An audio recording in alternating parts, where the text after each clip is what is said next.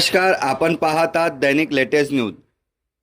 जळगाव जिल्ह्यातील रावेर तालुक्यातून एक धक्कादायक घटना समोर आली आहे। जमिनीच्या वादातून सख्या पुतण्याने आपल्या काकाचा खून केल्याचा प्रकार उघडकीस आला असून अपघाताचा बनाव रचण्याचा प्रयत्न रावेर पोलिसांनी अवघ्या काही तासातच हाणून पाडला आहे। 21 जुलै 2026 रोजी रात्री गारखेडा गावाजवळ रामा थावरू बारेला वय 46 याचा मृतदेह संशयास्पद अवस्थेत आढळला। माहिती मिळताच रावेर पोलिसांनी घटनास्थळी धाव घेतली। पाहणी दरम्यान मृताच्या डोक्याला गंभीर दुखापत झाल्याचे स्पष्ट झाले आणि तत्काळ गुन्हा दाखल करण्यात आला। पोलिसांच्या घटनास्थळी पुरावे, तांत्रिक माहिती, स्थानिक चौकशी आणि गोपनीय माहितीच्या आधारे तपास सुरू केला।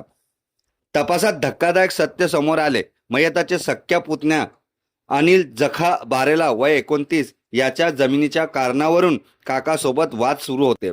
या वादातून आरोपीने लाकडी काठीने काकाच्या डोक्यावर वार करून त्याचा खून केला। त्यानंतर गुन्हा लपवण्यासाठी मृतदेह सुमारे 20 ते 25 मीटर ओढत नेऊन नाल्याजवळ टाकत अपघाताचा बनाव रचण्याचा प्रयत्न केला।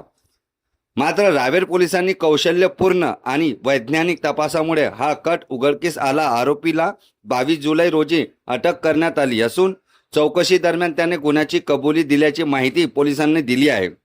या प्रकरणी पुढील तपास पोलीस उपनिरीक्षक मनोज महाजन करीत आहेत।